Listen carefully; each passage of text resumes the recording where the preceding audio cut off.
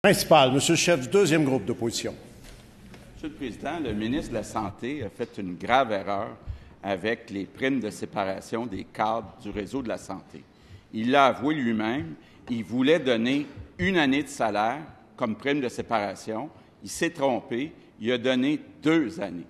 Concrètement, ça veut dire qu'en moyenne, au lieu de donner 150 000 par personne de prime de séparation, il en a offert 300 000.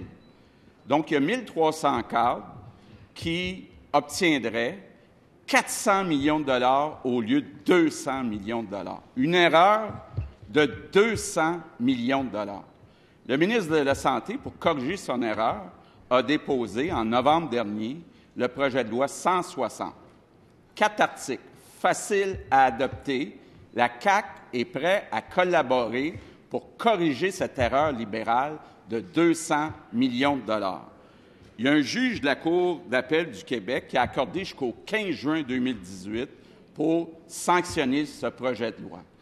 Donc, ma question est très simple, très claire. Est-ce que le premier ministre a l'intention d'adopter le projet de loi 160 d'ici la fin de la session pour épargner 200 millions de dollars aux Québécois? Monsieur le premier ministre. J'accueille avec beaucoup de satisfaction l'offre de soutien du collègue pour l'adoption de ce projet de loi. Mais comme il le sait, on a un calendrier législatif très chargé avec d'autres projets de loi qui sont également importants pour vous. Alors, tant mieux si on peut trouver une façon de compléter le calendrier législatif et d'y inclure ce projet de loi qui, comme vous le dites, n'ayant que 4 articles, pourrait être adopté rapidement. Mais il faut également s'occuper des autres enjeux, comme celui de la lutte à la pauvreté, comme l'encadrement de la vente du cannabis. On le sait très bien. On ne peut pas dire on va laisser ça de côté pour se concentrer sur un des projets de loi. Mais s'ils veulent collaborer avec nous pour qu'on fasse tout ce travail-là, Monsieur le Président, bravo, on accueille ça avec plaisir. J'espère que les autres représentants des partis d'opposition auront la même attitude constructive.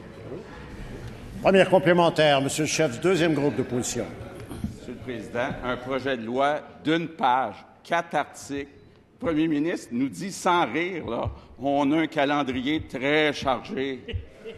C'est pas sérieux. Est-ce que le premier ministre peut se lever et dire aux Québécois, d'ici le 15 juin, je m'engage à faire sauver ce 200 millions?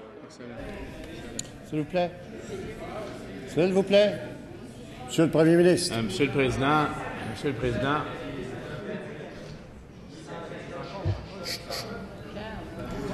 C'est bruyant, hein? Ouais.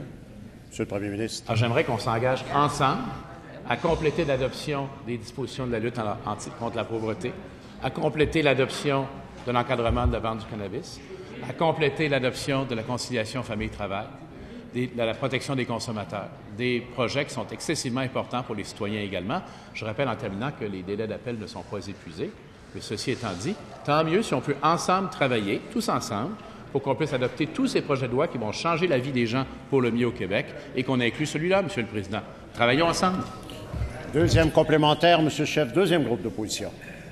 La réalité, là, c'est que le premier ministre voit une élection dans 5 mois, puis il ne veut pas se mettre à dos 1 300 cadres. Bien, il va se mettre à dos l'ensemble des Québécois. 200 millions de dollars, c'est pour les services, c'est pas pour 1 300 personnes. S'il vous plaît. Monsieur le premier ministre. Bien, on attend avec beaucoup d'impatience le cadre financier de la CAQ. D'ailleurs, un élément du rapport de la vérificatrice générale, c'est qu'on devrait tenir compte des incertitudes et des risques dans les états financiers. Alors, pour revenir à l'entente sur les médecins, on s'attend donc que dans son cadre financier, on indique clairement quel est le risque attribuable à son désir d'annuler l'entente avec les médecins. Maintenant, sur le projet de loi en question, à la Commission de santé et services sociaux, on a fait 106 heures de travail actuellement de fait sur le projet de loi sur le cannabis. Un peu d'effort.